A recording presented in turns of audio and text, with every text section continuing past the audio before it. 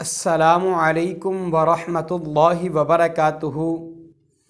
उम्मीद करता हूँ तमाम हज़रात खैर व आफ़ियत के साथ होंगे। अल्लाह ताला सबको दारैन की सआदतें नसीब फरमाए।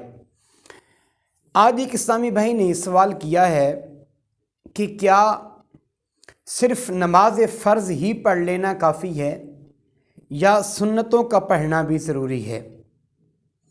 तो क्या अगर इंसान सिर्फ़ फ़र्ज़ पढ़ ले तो अल्लाह की बारगाह में सरखरू हो जाएगा या नहीं, या ये सुन्नतें पढ़ना भी ज़रूरी है, इसके मुताल्लिक़ वज़ाहत फ़रमाएँ।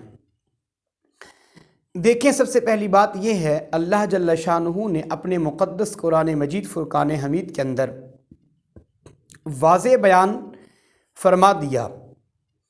फरमाया, यौम तुक़ल्लबु वजूहुहुम फ़िन्नार यक़ूलून या लैतना अताअनल्लाह व अताअनर रसूला।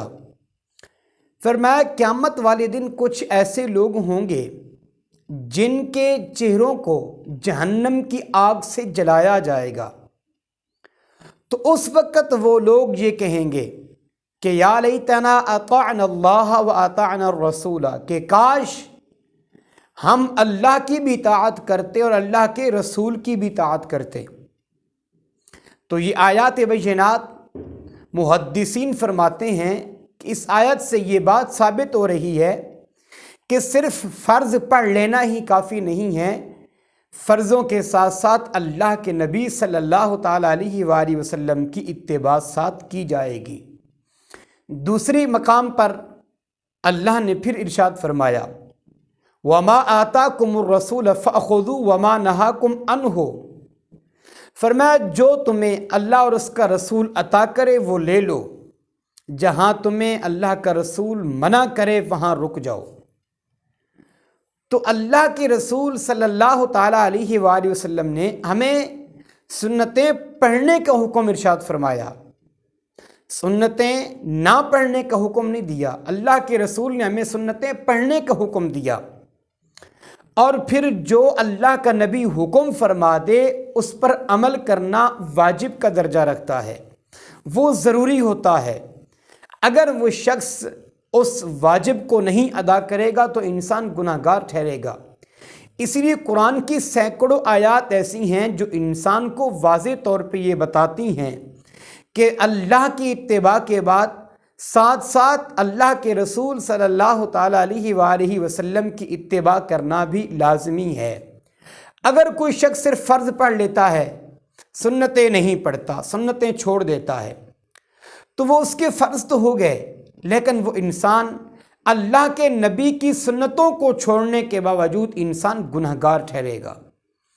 यहाँ फिर कुछ लोग जो है वो आगे दलील पेश कर देते हैं कि जो बुखारी के अंदर हदीस है कि अल्लाह के नबी की बारगाह में एक शख्स आया तो उसने आकर सवाल किया कि हुजूर मुझे मोटा मोटा इस्लाम बता दें जिस पर मैं अमल कर सकूं।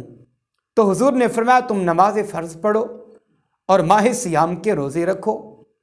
और ये मोटे मोटे इस्लाम के जो अराकीन थे हुजूर ने वो बताए।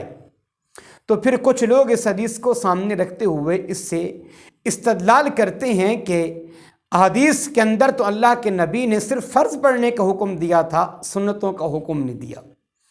देखिए मेरा भाई, समझने की ये बात है कि शुरू इस्लाम के अंदर, इस्लाम के आगाज़ में कुछ ऐसा था कि जो उस वक़्त अहकाम इलाहिया फ़र्ज़ थे, नबी पाक ने उनको ही बयान फरमाया। जैसे नमाज फ़र्ज़ हुई तो अल्लाह के नबी ने नमाज को बयान किया।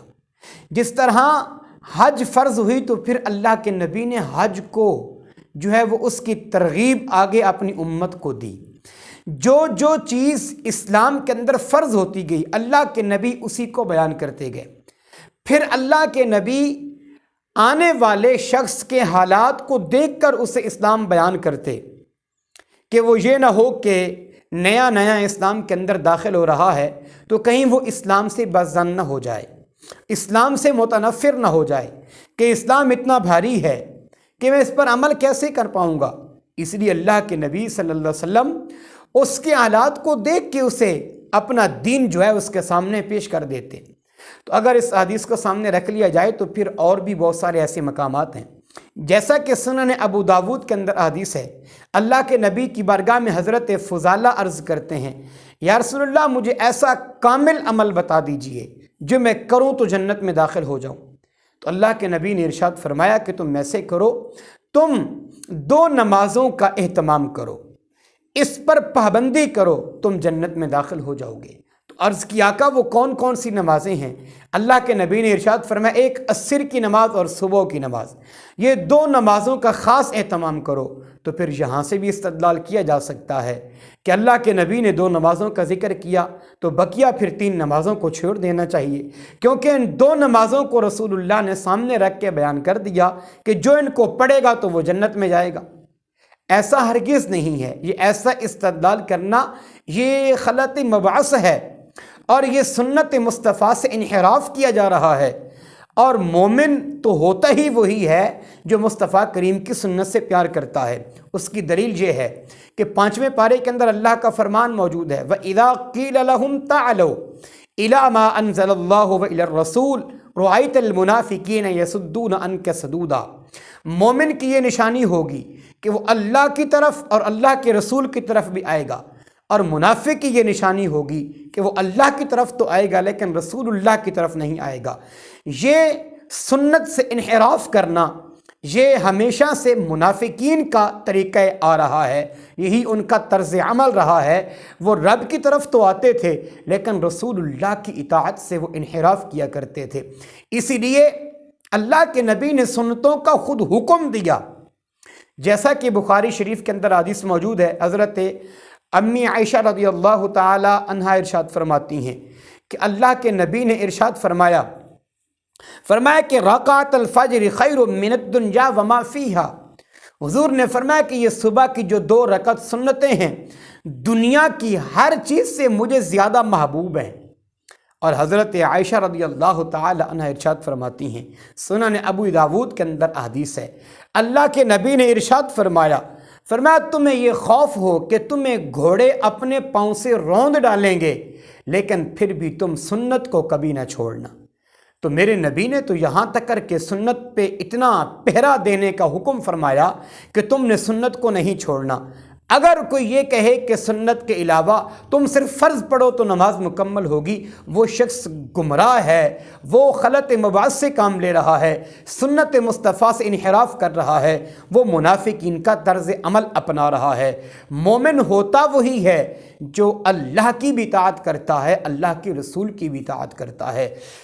محدثین اور مفسرین کا اس بات پر اجماع ہے کہ سنت موقدہ کو چھوڑنے والا شخص گناہ گار ہوتا ہے۔ ہمارے مجبوری کی وجہ سے اگر سنت موقدہ چھوٹ جائے تو وہ ایک الگ بات ہے، لیکن جو جان بوجھ کر اس کی عادت بنا لے اور ان کو چھوڑنا شروع کر دے تو وہ بندہ گناہ گار ہوتا ہے۔ اللہ تعالی ہم سب کو صحیح دین متین سمجھنے کی توفیق عطا فرمائے۔ السلام علیکم ورحمۃ اللہ وبرکاتہ۔